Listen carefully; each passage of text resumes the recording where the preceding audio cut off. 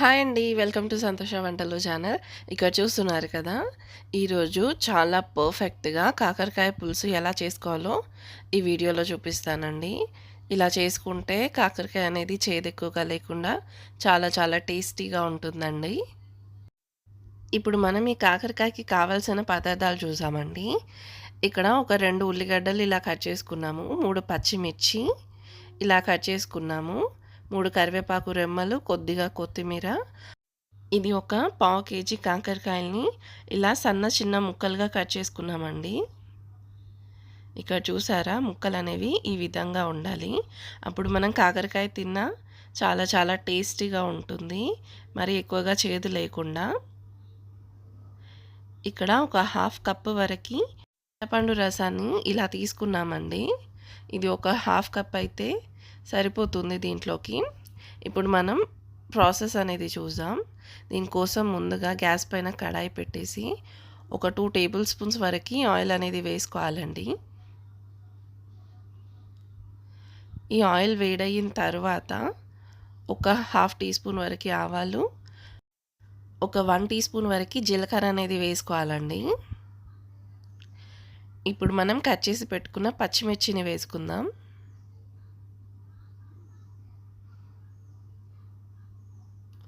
అలాగే కరివేపాకు కూడా వేసుకుందామండి. ఇప్పుడు ఉల్లిగడ్డల్ని కూడా వేసుకుందాం. దీన్ని కొద్దిగా వేగనివ్వాలండి.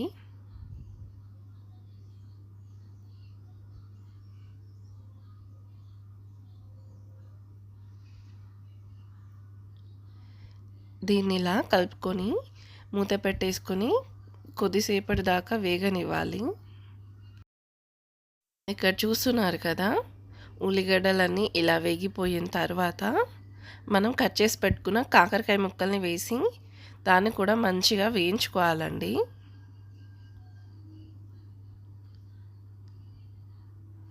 ఇలా కాకరకాయ ముక్కల్ని ముందుగా అల్లం వెల్లుల్లి పేస్ట్ వేయడానికి ముందుగా వేసి వేయించుకున్నామంటే ఈ ముక్కలు అనేవి మంచిగా వేగిపోతాయి.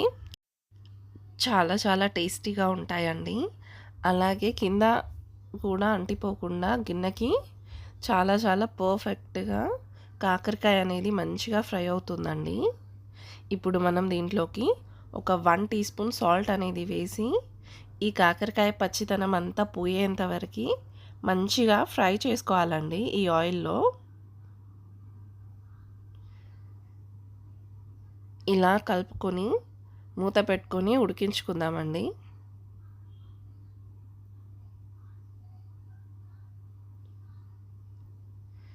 ఇలా మధ్య మధ్యలో మూత తీసుకుంటూ కాకరకాయ అంతా వేగేంత వరకు ఉడికించుకోవాలండి. ఈ కాకరకాయ పచ్చితనం అంతా పోయేంత వరకు ఫ్రై చేసుకోవాలి.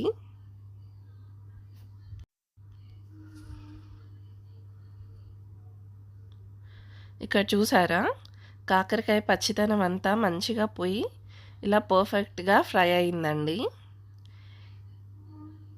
ఇప్పుడు మనం అల్లం వెల్లుల్లి పేస్ట్ అనేది వేసుకుందాం.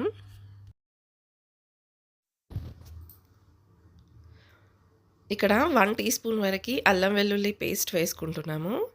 అలాగే 1 టీ స్పూన్ వరకు పసుపును కూడా వేసుకోవాలండి. దీన్ని మంచిగా కలుపుకోవాలి. ఈ కాకరకాయలు మంచిగా వేగిపోయాయంటే మనకి ఈ కర్రీ చేసుకోవడం అనేది చాలా చాలా ఫాస్ట్గా అయిపోతుందండి. ఇప్పుడు దీన్ని మంచిగా కలుపుకొని ఉప్పు కారాన్ని యాడ్ చేసుకుందాం. ఇక్కడ ఒక 3 టీ స్పూన్స్ వరకు కారం వేసుకుందాం.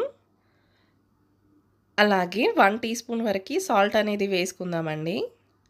మనం కాకరకాయ ఫ్రై చేసుకోవడానికి ఆల్రెడీ 1 టీ స్పూన్ సాల్ట్ అనేది వేసుకున్నాం. అంటే 2 టీ స్పూన్స్ సాల్ట్ అలాగే 3 టీ స్పూన్స్ కారం అనేది వేసుకొని ఈ కాకరకాయల్ని మంచిగా కలుపుకోవాలండి. ఇలా కలుపుకున్న తర్వాత మనం చింతపండు రసాన్ని వేసుకుందాం. ఇది హాఫ్ కప్ చింతపండు రసం అండి. అలాగే ఇక్కడ 1 కప్ వాటర్ అనేది వేసుకుందాం ఈ కాకరకాయలో. మీరు కావాలంటే వాటర్ ఎక్కువగా కూడా యాడ్ చేసుకోవచ్చు. దగ్గరగా చేసుకోవాలనుకుంటే ఇలా 1 కప్ వాటర్ అయితే సరిపోతుందండి. చాలా చాలా టేస్టీగా ఉంటుంది ఇలా చేసుకున్నారంటే కాకరకాయ. తినని వాళ్ళు కూడా మంచిగా తింటారండి. ఇప్పుడు ఈ కాకరకాయ పైకి మూత పెట్టేసి ఇది బాయిలింగ్‌కి వచ్చేంత వరకు ఉడికించుకుందామండి.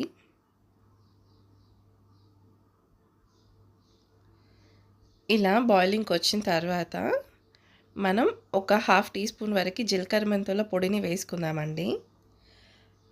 అలాగే కట్ చేసి పెట్టుకున్న కొత్తిమీరని కూడా వేసి ఒక 2 నిమిషాలు ఉడికించుకుందాం.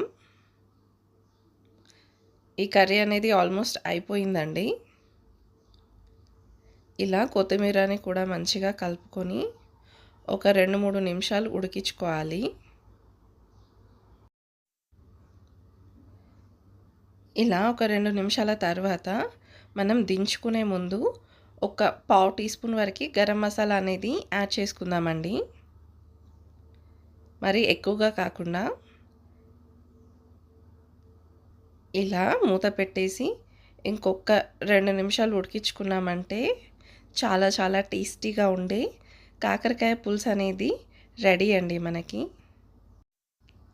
ఇక్కడ చూసారా కాకరకాయ పులుసు అనేది రెడీ అండి మనకి. ఇప్పుడు దీన్ని వేరే బౌల్లోకి ట్రాన్స్ఫర్ చేసుకుందాం.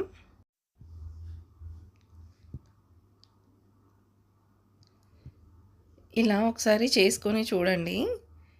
మళ్ళీ మళ్ళీ ఇలాగే చేసుకుంటారు మీరు. అంత టేస్టీగా ఉంది. కాకరకాయ చేదు అస్సలు లేదండి. చూసారా అలా పర్ఫెక్ట్‌గా ఉందో. Thank you for watching my video. Please subscribe to my channel for more videos. Thank you once again. Take care. Bye bye.